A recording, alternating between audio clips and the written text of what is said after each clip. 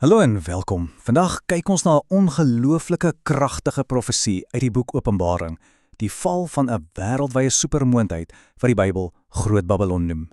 Die Bybel vertel vir ons van 'n dramatiese en baie skielike einde aan die wêreldse stelsel soos ons dit vandag ken. En dit alles gebeur net voor die wederkoms van Jesus. Goed, kom ons spring weg en kyk wat dit beteken. So, die eerste vraag is natuurlik, wat presies is hierdie Babylon? Dis belangrik om te weet, dit is nie net daai antieke stad in Irak waarvan ons almal geleer het nie. Jy sien, in die Bybelse profetiese taal is Babylon 'n simbool. Dit verteenwoordig die hele korrupte wêreldbeskawing. Ons praat van sy handel, sy kultuur, sy mag, alles wat eintlik in rebellie teen God funksioneer.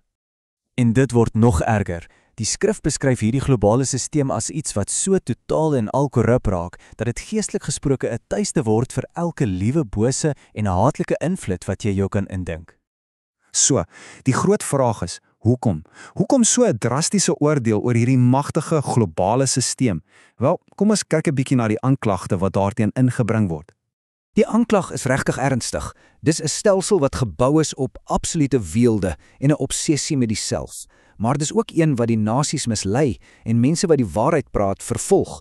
Dis 'n ekonomie wat in letterlik elke denkbare kommoditeit handel dryf. Maar dan kom ons by die skokkendste deel van die aanklag. Die stelsel word so verdorwe. Dit hou nie op by gewone goedere nie. Nee, dit begin handel dryf in die kosbaarste ding van alles, mense en hulle siele. Dit is, soos die Bybel dit stel, die uiteindelike ontmensliking.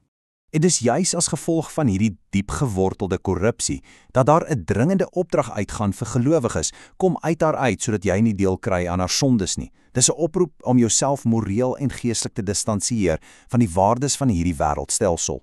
Goed, so ons weet nou hoekom die oordeel kom, maar hoe gebeur dit? Wel, die mees ontstellende deel van Babylon se val is hoe blitsvinnig dit alles gaan. Die profesie plaas hierdie hele gebeurtenis reg aan die einde van die lyn, op die absolute hoogtepunt van die geskiedenis. Ons praat van die einde van daardie finale 7 jaar tydperk, net oomblikke voor Jesus se wederkoms. Soos jy op die tydlyn kan sien, is dit die heel laaste groot ding wat gebeur. En die teks herhaal hierdie een skokkende detail oor en oor. Hierdie totale wêreldwye ineenstorting gebeur in net een enkele uur. Kan jy jou dit indink? In een enkele uur, 60 minute, verdwyn al die rykdom, al die mag, al die glorie van die wêreld. Die hele globale ekonomiese engine wat ons vandag ken, stop net. Dood. En om hierdie finaliteit te beklemtoon, gebruik die Bybel 'n ongelooflike kragtige beeld. 'n Engel tel 'n reuse meelsteen op en slinger dit in die see, en net soos daardie klip geweldig en permanent onder die water verdwyn, so sal hierdie globale stelsel van die aangesig van die aarde afgevee word. Nooit weer gesien word nie. Soos jy jou kan voorstel, lok so 'n katastrofiese gebeurtenis nie net een reaksie uit nie. Eintlik is daar 2 heeltemal teenoorgestelde reaksies. En hier sien ons daai kontras baie duidelik. Op die aarde, totale paniek en hartseer. Die mense wat hulle lewens en hulle rykdom op hierdie korrupte stelsel gebou het, alles verpletter. Maar in die hemel, dis 'n heeltemal ander storie. Daar is 'n uitbarsting van vreugde.